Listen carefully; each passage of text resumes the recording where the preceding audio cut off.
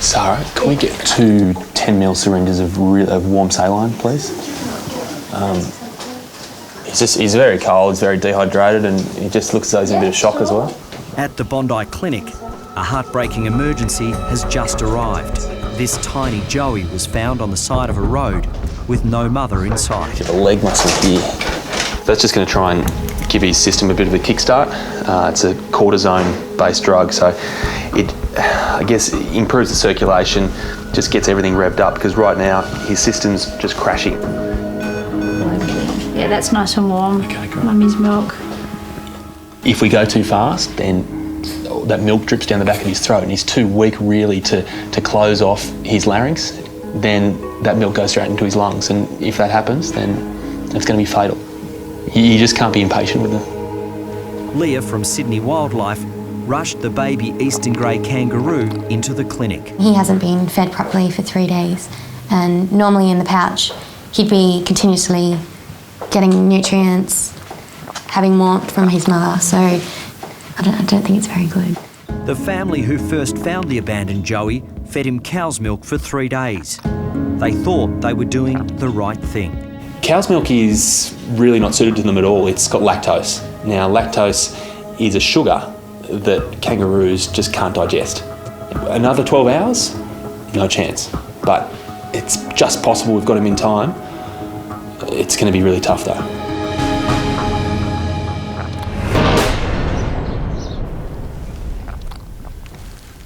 I'd say what's happening is that the warm blood's actually just pooling in his body. Yeah. It's not getting right around. Absolutely. So a bit of a massage might actually help. Hey matey, wake up. Wake up. A defenceless Joey found abandoned on the side of a road is fighting for survival at the Bondi Clinic. I mean, it looks silly, but what that's doing is actually compressing the blood that's contained within his organs. Okay. And we're trying to circulate that right around.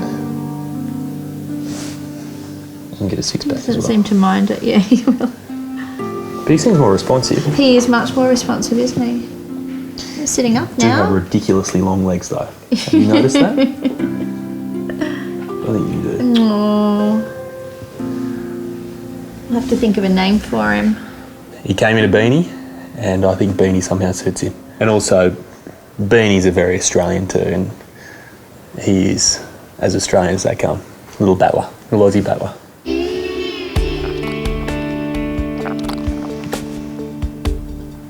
That got it. Yes, now that's the ticket. Right on. Oh yeah. Double nods. Yeah, more of the good stuff. Sugar rush. There are some good signs, but Beanie is still critical. After a feed, Sarah wraps the little Roo back in his beanie for some much-needed sleep. I'm impressed the way he's come through the first 6 hours, but really the next 24 hours decides whether he has a future. He's basically had to grow up before his time, and it's up to him and it's up to us to see if he can actually survive that. He's got the fight of his life right now.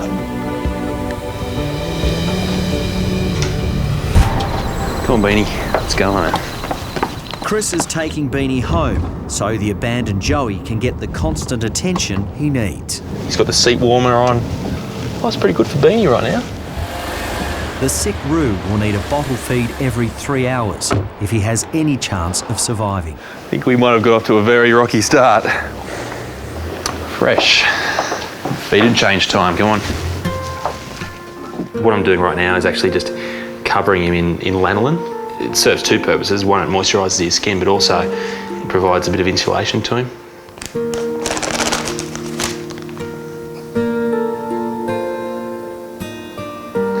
Well done. Doesn't look the best, but still, well done. He just looks like some sort of alien with his long legs.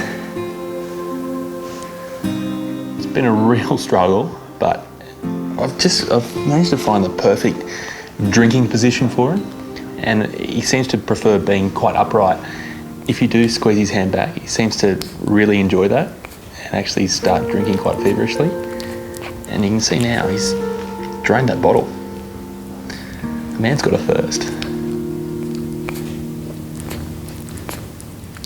You can hear these little squeaking sounds.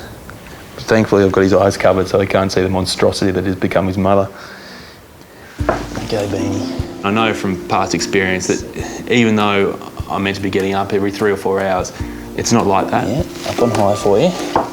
You don't get up, feed them, go back to bed, then get up again 3 hours later.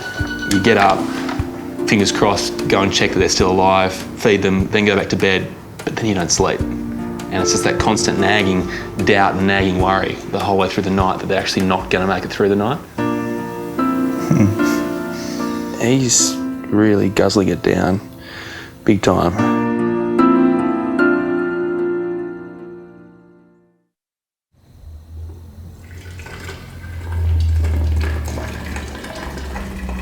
It's 1 a.m.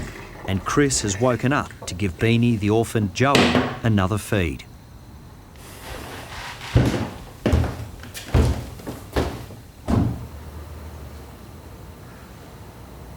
But this time, when Chris unwraps his little mate, there's no movement, no sound. The hard thing is that when he first came in, he looked for all the world like he wasn't going to make it, and we beat that. Last night, for him to be drinking well and sitting up, and so you think in your back of your mind, hey, this one's going to make it. You know, this one will turn it all around, and then you get that shock, and that sucks. It really sucks. Spent the whole rest of the morning just analysing, you know, was he too hot? Was he too cold? Did I give him too much milk, too little milk? Where did I go wrong?